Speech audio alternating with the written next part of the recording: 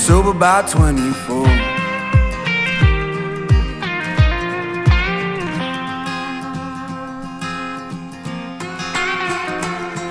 Well, I had a girl who loved me the whole damn time, and I drank my whiskey and she drank wine. Soon my bottle was too much to company.